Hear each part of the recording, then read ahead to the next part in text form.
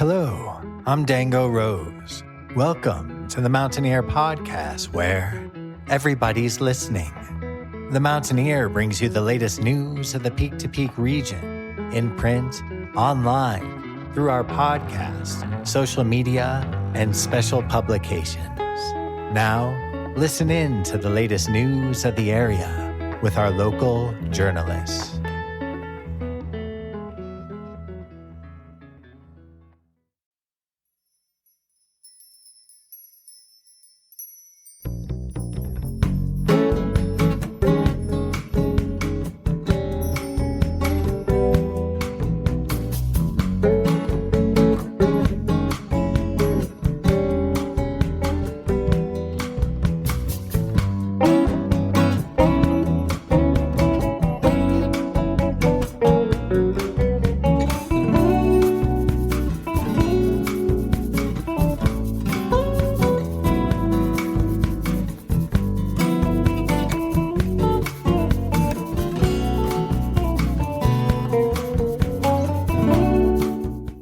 The song that you are currently listening to is called Softly Spoken, written and performed by Lori Dameron for her 2000 album, Looking Through the Blue. You can find all of Lori Dameron's releases wherever you get your music and learn more about her music career by going to her website at loridameron.com. She'll be performing with Lori Baum as the duo Lori and Lori on Sunday, July 20th, 2025, starting at 2 p.m. at UC Brews, located at 70 East 1st Street in Netherlands. So be sure to head over there if you want to see these two Loris perform.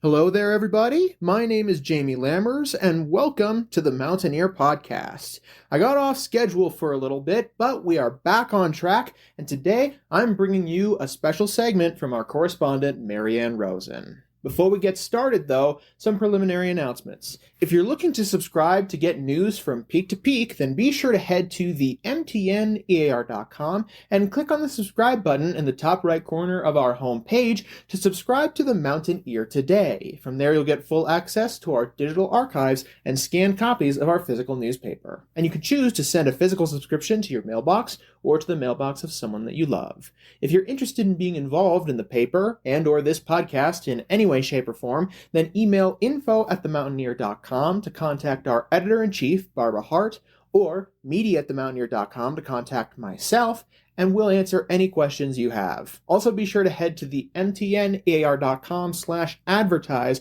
or ask us questions directly about advertising to learn what options are available if you're interested in getting advertising into the paper and or podcast. And finally, before we get into the segment, our top story today brought to you by Brittany Wagner. Our top story today comes from Christopher Kelly. Net Fire promotes 3 of its best. There was a lot to celebrate on Friday, July 4, 2025, and right after the Netherlands Fire Protection District drove their impressive vehicles through the streets for the parade, district firefighters, staff, and board members gathered at their main station to continue the celebration by promoting 3 of its lieutenant candidates. Today marks a special day for our fire department, our firefighters, and our community, Chief Charlie Schmidtman began in his opening speech to the crowd. This day honors the chosen path of service, courage, and dedication our 3 newly promoted lieutenants have accepted. Their training has helped prepare them for the challenges ahead, but it is their hearts that will guide them through the toughest moments. You can read the full story in this week's Mountaineer or at themountaineer.com.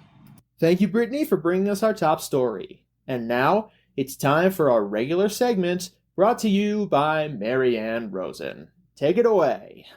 This is the Mountain Ear Podcast, and I'm Maryann Rosen, bringing you history, lore, or stories from or about the mountains you live in.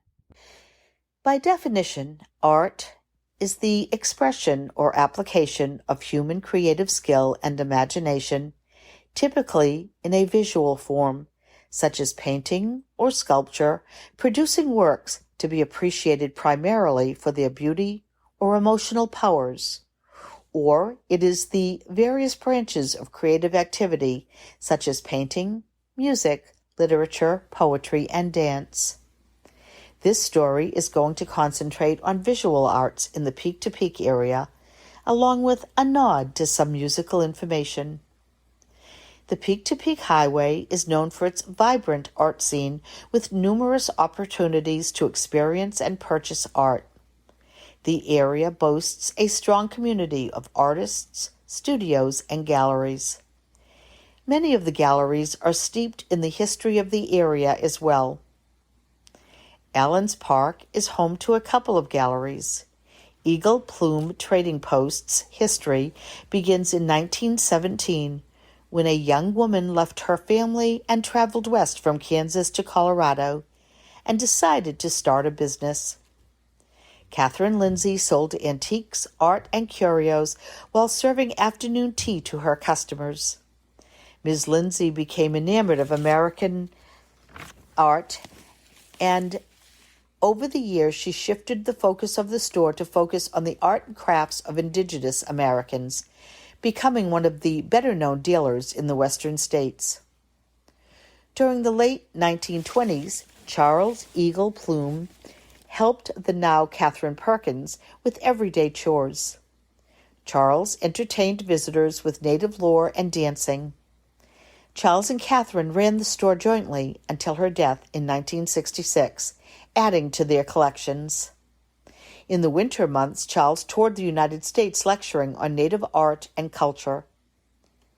Today, this historic trading post specializes in the art and crafts of indigenous Americans.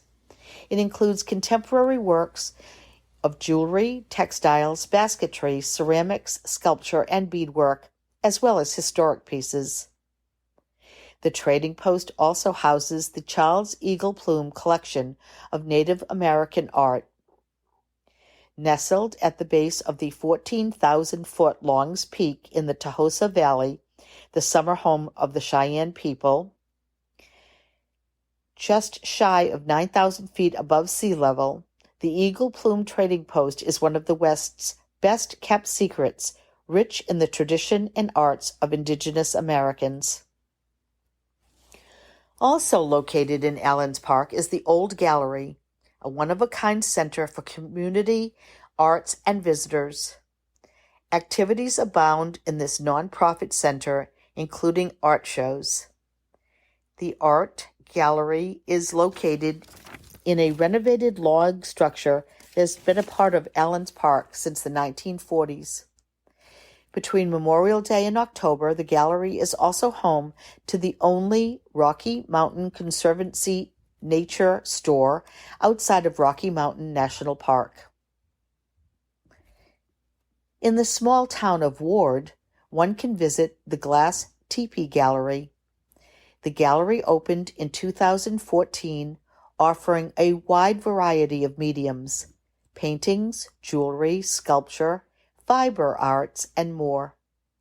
The gallery is home to 60-plus local artists, 30 of whom are located within 5 to 10 miles of Ward. The space is small but dynamic.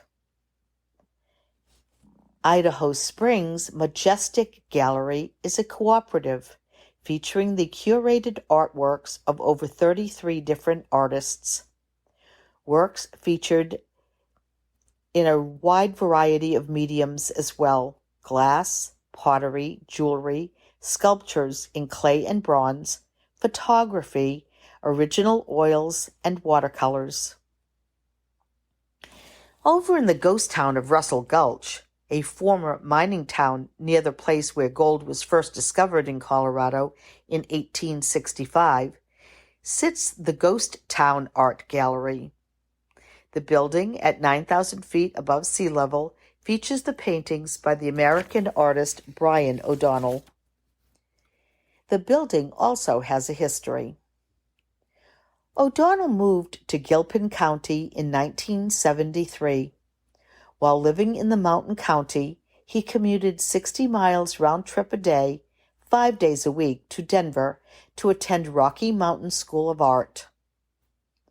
Although he moved away in 1983, O'Donnell returned to Colorado in 1999 and began creating paintings that, as he said, represented his later years.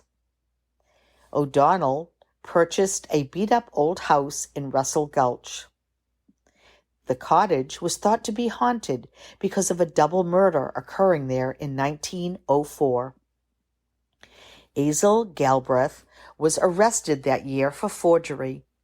It was then discovered that he had murdered his wife and son at the lonely rural cabin in Russell Gulch. The murders had probably occurred a month before the bodies were discovered, when Galbraith had said his family had gone to Boston. Galbraith ended up confessing. He stated that he did it because of his financial problems and an infatuation with a certain Mrs. Lottie Russell. His wife and son's ghosts are thought to haunt the cottage. When this cabin was purchased by Bryan O'Donnell and his wife, only these ghosts and some rodents had occupied the house for 40 years. Restoration began in 2005. Currently, the Studio Gallery Museum is open to visitors from June to October, featuring 80 samples of paintings covering 55 years of Bryan O'Donnell's life as an artist. Heading along the Peak to Peak, Laurence Delaunay was a French teacher in Boulder who quit teaching to focus on her art in 2021. She opened the Laurence Delaunay Art at Lolo's Atelier in Netherlands.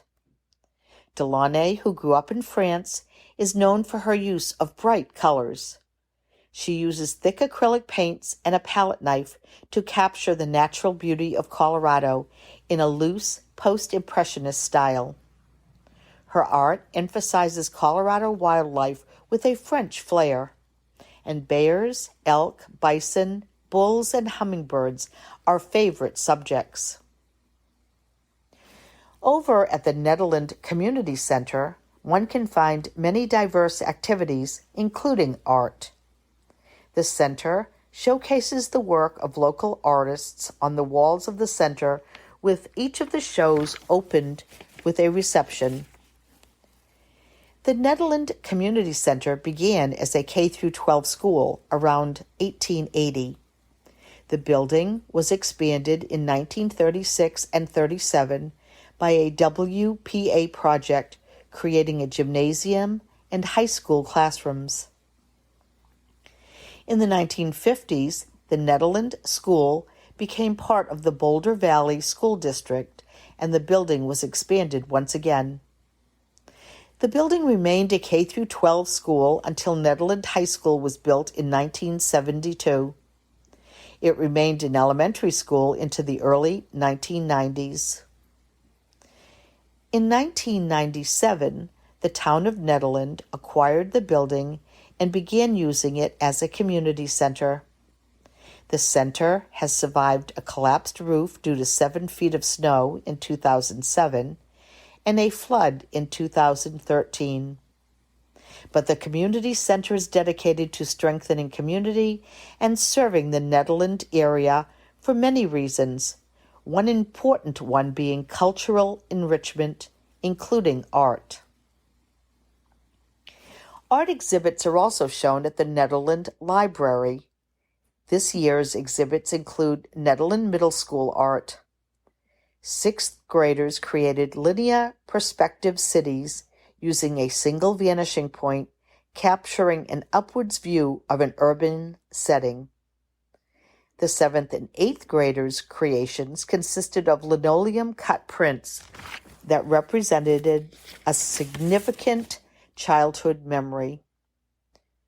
Also on exhibit are the works of Stephen Hampshire. His art is a mixture of his figurative and landscape training and consists mostly of horses and ranch animals. We will return to the arts in Nederland and then head over to the Central City art scene after these messages. And we are back, still in Nederland. Merging two art forms, Colorado artist Julia Williams created a mural on Poe Wall in Nederland featuring jam band legends Vince Herman of Leftover Salmon and Bill Nershi of the String Cheese Incident. And speaking of music, Colorado bands Elephant Revival and Yonder Mountain String Band both have close ties to Nederland. Although this story is mostly about visual art, it would be remiss not to mention the music that came out of the legendary Caribou Ranch studio from 1972 to 1985. Elton John, the Beach Boys, Chicago, Earth, Wind and Fire, Billy Joel, Joe Walsh, John Lennon, Dan Fogelberg, Carole King, Stephen Stills, Stevie Wonder, and U2 are only some of those whose creative musical art came out of the Caribou Ranch. Finishing up in Central City, the Gilpin County Arts Association Art Gallery is located inside the historic Washington Hall in Central City. For 78 years, the association has worked to expand appreciation and understanding of art. When formed in 1947, the association's stated goal, and quote, was to provide yearly exhibitions of the works of Colorado artists, Gilpin County artists, Gilpin County art students, and to provide art discussions and to purchase 2 to 3 paintings each year for a Central City permanent art collection, end quote. The gallery provides an opportunity for Rocky Mountain artists to present, display, and sell their works, and to offer financial and educational support to the Gilpin County School Art Program. Washington Hall, where the Gilpin County Association Art Gallery resides, is historic in its own right. The building is the oldest continuously used building in Colorado. It was built by William Z. Cousins of hand-hewn square logs. The jail on the west side of the building was completed in 1861. It also was used as the first district courthouse in the territory of Colorado. The entire building was completed in 1864. In 1868, the county bought the building from Cousins for $10,000. The building served as a jail, courthouse, and also was used for church services, political conventions, and community meetings. An interesting anecdote from that time occurred in the summer of 1868. A Reverend Adams was preaching, and he warned evildoers to flee from wrath. Prisoners in the jail heeded his advice, and they all fled. All were recaptured. On March 18, 1871, the building was the location of the Republican Convention. The second floor collapsed with more than 200 men falling into the recorder's office on the first floor. Fortunately, no one was seriously injured. The floor was repaired and strengthened. Central City bought the hall in 1900 and used it as the City Hall until 1991. Although some of the building is still used for municipal purposes, the Gilpin County Arts Association uses the west half of the first floor, and the second floor is used as the art gallery. The first exhibit included works by Vance Kirkland, the director of the School of Arts at the University of Denver, and Frank Poncho Gates. Although the exterior of Washington Hall is unassuming, once you head up the wooden staircase inside, the gallery there is stocked with one-of-a-kind artwork in all medium types and homemade gifts. The courthouse room is reserved for the artwork of gallery members. The remainder showcases rotating exhibitions. The Gilpin Art Association also holds a juried art show. This year's show, the 78th annual, is going on now through August 8th. The show presents more than 100 pieces from the nation's top artists, displaying an incredible variety of mediums to include oil paintings, watercolor, sculpture, pottery, jewelry, and more. All are for sale, the admission is free, and the exhibit is family-friendly. The 28th Annual National Juried Fine Arts Exhibition will be held August 25th to October 5th, with a plein air event scheduled for September 2nd to September 5th. The Mountain Ear Studio Tour showcases artists, studios, and creations along the Peak to Peak Highway. The tour takes you through spectacular mountains and hills to see local artists and their creations. Check out the Mountain Ear in print, online, or on social media to find the link for all interested artists and galleries to fill out for the 2025 Peak to Peak Studio Tour. The form must be filled out by August 5th to be included on the map. There is also a Peak to Peak artist group. The group is a community for creatives living and working in the vicinity of the Peak to Peak Highway to share work and ask art-related questions and concerns. Art in the Peak to Peak is not just a modern phenomena, with the area always being the home to creative minds. The scenery, mountains, and quiet inspires. Home in the past to the likes of William Henry Jackson, a renowned photographer who documented Colorado's mountain scenery, Frank Poncho Gates, a modernist artist with sentimental ties to Central City, known for landscapes and historical documentation, and Alan True, a Colorado muralist involved in the Central City Opera House ceiling restoration, to name just a few. And speaking of the Opera House, let us end on a musical note from the area. The famed Opera House has 3 offerings happening this month. Returning for the first time in 12 years, The Barber of Seville is one of the operas this month. The Barber of Seville is a comic opera that blends romance, humor, and memorable music. Another performance this month is The Knock, a regional premiere of a patriotic opera by Alexandra Rebelov and Deborah Bavort about military wives during the Iraq War.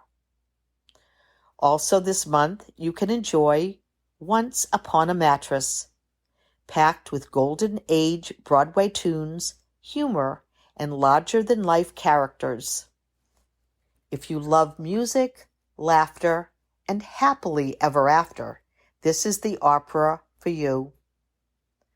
On July 25th, one can also see the Central City Opera in concert. See principal artists and a full chorus perform favorite numbers from various renowned operas. Associated with the Opera House, the Bonfils Stanton Foundation Artists Training Program continues to foster aspiring opera singers, including apprentice studies and developing artists. The arts are a vibrant, lively, and important part of the Peak to Peak, and the area continues to attract and support creative minds.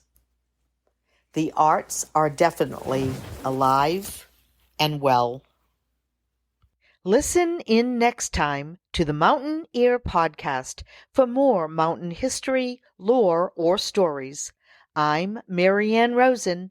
Thank you for listening.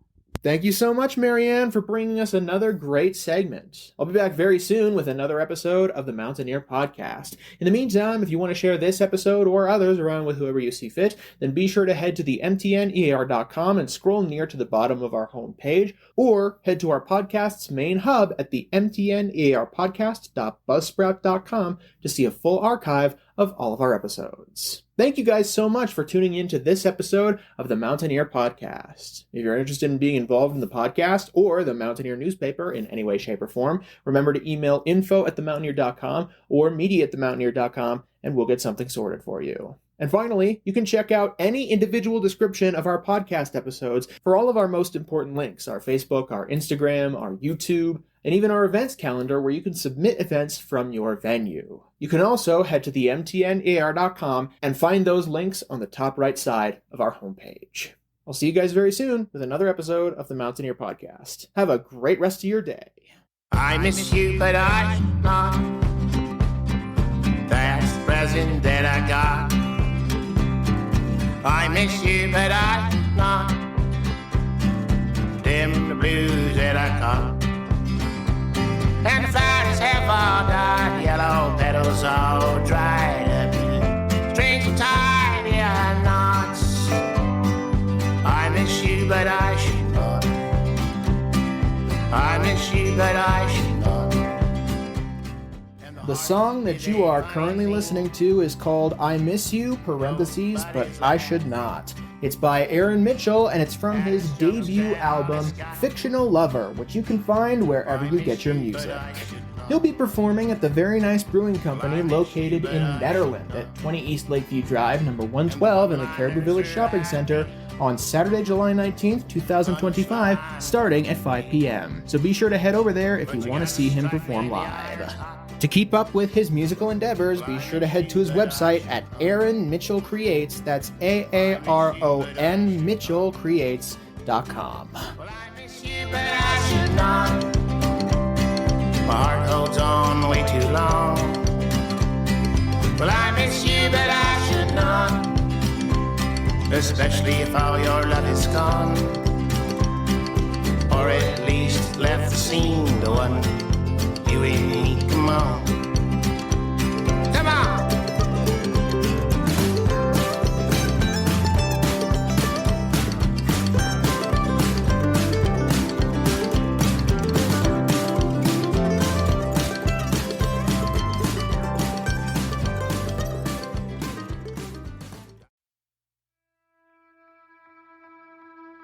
And that's it for our show. Subscribe online to get more access to more news, weekly updates to our community calendar, and a link to our YouTube channel by visiting themountaineer.com. Be sure to use the coupon code PODCAST when subscribing for a 10% discount, only available to our listeners. If you are in the local Peak-to-Peak area, be sure to pick up a print edition of The Mountaineer at a local business. I'm Dango Rose. Thank you for listening.